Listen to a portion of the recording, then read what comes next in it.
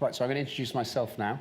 So this is an extra talk. I realised, I think probably yesterday or the day before, that we haven't actually put in a specific methods section, and I'm going to really zip through this methods section. Could you just put your hands up? How many are anaesthetists here? A lot of anaesthetists. And allergists and immunologists? A smattering. So the latter will be less familiar with the structure of the National Audit Project, and I'm going to zip through these. I have a different style to Nigel. There are quite a lot of slides in a short period of time, but I think it's important that we know the methods. So Nigel's mentioned, I would say there are 5 phases, not 4 phases. As part of that, in the middle, we had a baseline organisational survey to see what was happening in each hospital. These are big studies. So we had 11,000 of the 16,000 anaesthetists in the UK responding to the first phase. We had 15,000 patient reports for the baseline survey. We had all the allergy clinics in the UK reporting to the baseline allergy clinic survey. All hospitals, all NHS hospitals in the 4 countries involved in the registry, and 96% response, and 15,000 patients involved in the allergen survey. At the heart of the project are the local reporters, and I can't thank many of you who will be local reporters. The people who keep this project running and the previous projects are those people who run the project on the floor in the hospital, make sure everybody knows about it locally, that everybody participates, that reports come to you, that reports get filed, and that we feed back to them. So I'm hugely grateful, and I'm sure I speak for everybody else involved in the project. I'm hugely grateful for every one of you who's taken part in that. Nigel's mentioned we only included grade 3 to 5. I think there are about 6 different classifications of allergy. The Australians use ABC, everybody else uses 1 to 5. Anaphylaxis is only those life-threatening reactions, grade 3 to 5. And I think he's shown that as well. So that's what came to us. Do you suspect anaphylaxis? Only if it's yes, does it come to us? Is it grade 3 to 5? Yes. Is it perioperative? Those were the reports. And there was guidance on the features that were relevant to anaphylaxis and that should be included and should make people suspect they should be report. Very, very key to all the national audit projects is the firewall that exists. So in order for somebody to make a report to NAP5, we made it as easy as possible for them to do it, but as difficult as possible for those people reviewing the cases to know who had reported it. So an event happens in Basingstoke. The local coordinator in Basingstoke says they want to report. They get asked some screening questions to ensure that it meets the inclusion criteria. They're then released an access code to the secure website and a password, which they must change before they access the website. They must then enter all the information, and it's a very long form, onto the website. We can then track the progress of that, but not the content of it, and when it's completed, it was automatically sent to Nigel. But he has no idea where it's come from. And the report has no information on the hospital, the individuals, or the patient. So everybody is protected, it's completely anonymous, and there's a genuine firewall when we're reviewing cases. And Martin Shields acting as a moderator, so if there are queries that lay outside the project, Martin could answer those questions. I looked at my last email to Martin, I think it was 2013, so he really has not been involved in the project except from outside it. He's not been involved within the middle of the project, but thank you to him for that.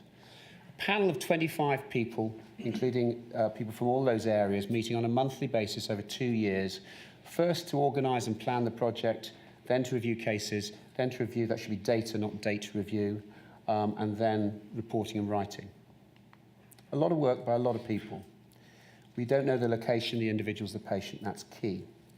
It's a structured report. It's not a chat about these cases. It's a structured report done in triplicate, and I'll show you what that means. So on the right-hand side, we've got allergists, so a small group of allergists and clinical immunologists reviewing about 8 cases, or 5 to 8 cases, another group doing the same, another group doing the same, reaching their conclusions, and then anaesthetists and lay members and from specialty groups reviewing other bits of the case, also in different groups. And then that's all done before lunch, and about 20 cases reviewed by those 6 groups, and then all coming together and reviewing and moderating the outputs that we had as a result. Trying to overcome these biases that we know are inherent in these review processes. That's sort of what we look like, except that was actually NAP5. Doesn't matter. It's all the same, and it was at the association, not the college, but there we go. Probably shouldn't have told that, could have got away with it. This is the view which I think Nigel's largely covered, and we're looking at the quality of care amongst many other things.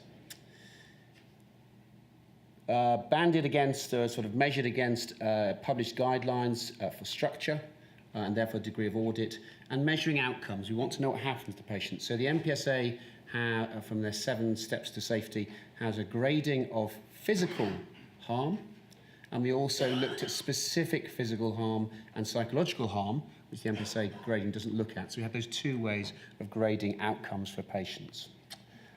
The immunology structure, so the immunologists and allergists tell me that it was pretty much what they do in clinic, but very formalised.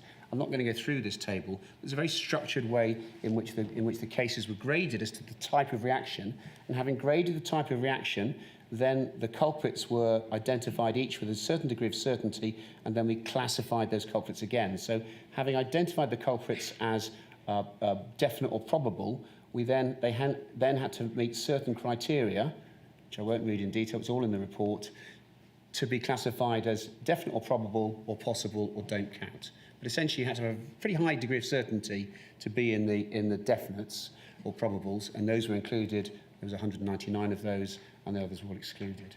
Those are the numbers that Nigel said. So we did get about twice as many cases as we finally reported. So perhaps the incidence we report is 70% higher than we actually state, but there's a lot of uncertainty about that. But just remember that. And that's a bit of the spreadsheet. So there are 266 cases, and along the top there are 1,555 columns in our spreadsheet. So that's 500,000 data points for the spreadsheet.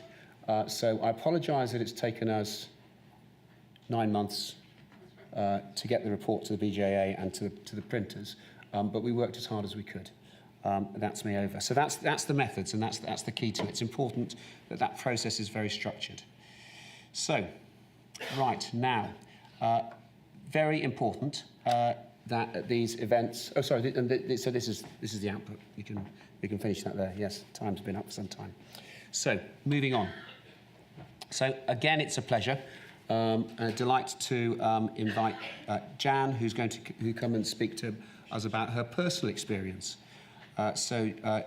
Jan is a patient who has been looked after by Dame F, whose real name may be announced. And Jan has had a mixed experience, I think it's fair to say, and her story illustrates some of the points that brings out some of the points which I think we've tried to make through analysis of the cases. And I'm delighted that she's here. We're very grateful to her for coming here and telling her story.